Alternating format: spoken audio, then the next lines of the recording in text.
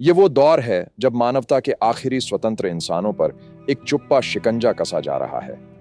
अगर तुम अभी नहीं जागे तो आने वाली पीढ़ियों के लिए आजादी सिर्फ एक पुरानी कहानी बनकर रह जाएगी। सबसे पहले बात करते हैं विचारों की उस खामोश लड़ाई की। वैश्विक अभिजात वर्ग जानता है कि अगर वो तुम्हारे विचारों को नियंत्रित कर ले तो तुम्हें किसी जंजीर की जरूरत नहीं पड़ेगी। इसीलिए आज हर उस आवाज को दबाया जा रहा है जो तय की गई कहानी से अलग बात करती है।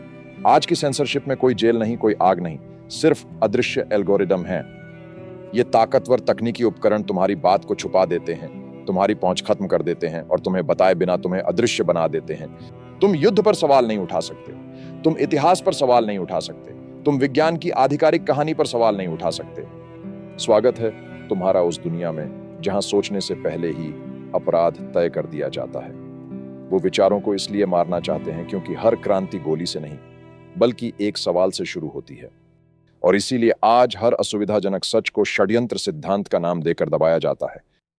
अब बात करते हैं उस डिजिटल पहचान के जाल की। शक्तिशाली संगठन एक ऐसी दुनिया बना रहे हैं जहां हर इंसान को एक विशेष डिजिटल पहचान संख्या दी जाएगी। यह संख्या तुम्हारे बैंक खाते, स्वास्थ्य इतिहास, आवाजाही और सामाजिक व्यवहार सब कुछ से जुड़ी होगी। वो तुम्हें सुविधा का नाम देकर यह जाल बेचेंगे, लेकिन सच ये है कि जब तुम्हारी पूरी पहचान एक डिजिटल प्रणाली में कैद हो जाएगी तो तुम्हारी स्वतंत्रता उस प्रणाली की दया पर निर्भर हो जाएगी। इससे भी आगे है वो सपना जिसमें तुम्हारे शरीर में ही एक चिप लगा दी जाएगी। भुगतान, पहचान, स्वास्थ्य, निगरानी, सब कुछ उस एक चिप से होगा। एक बार ये हो गया तो तुम कभी स्वतंत्र नहीं हो पाओगे। अब आते हैं उस बुद्धिमान मशीनी पहरेदार पर। एल्गोरिदम तय करेंगे कि तुम्हें नौकरी मिलेगी या नहीं, तुम यात्रा कर सकते हो या नहीं, और समाज में तुम्हारी जगह क्या होगी। तुम्हारा हर पोस्ट, हर खोज, हर बातचीत, सब कुछ इकट्ठा किया जाएगा और तुम्हें एक अंक दिया जाएगा।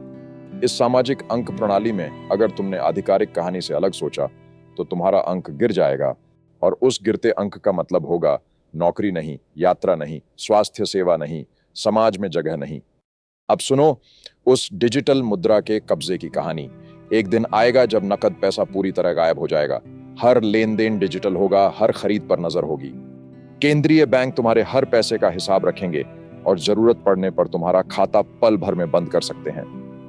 यह सिर्फ डिजिटल पैसे की बात नहीं है, यह नियंत्रण की बात है। अगर तुमने व्यवस्था के खिलाफ बोला, अगर तुमने गलत जगह पैसा लगाया, अगर तुमने किसी गैर मंजूर काम में हिस्सा लिया, तो तुम्हारी आर्थिक जिंदगी पल भर में खत्म हो सकती है। अब बात करते हैं जलवायु के नाम पर चलने वाले उस लॉकडाउन की। भविष्य में पर्यावरण संकट को बहाने के रूप में इस्तेमाल किया जाएगा। तुम्हारी आवाजाही पर पाबंदी लगाई जाएगी, तुम्हें एक तय क्षेत्र में बांध दिया जाएगा और हर कदम के लिए कार्बन अनुमति की जरूरत होगी। स्मार्ट शहर इस पूरे नियंत्रण का केंद्र बनेंगे। हर सड़क पर कैमरा, हर घर में सेंसर, हर कदम की निगरानी।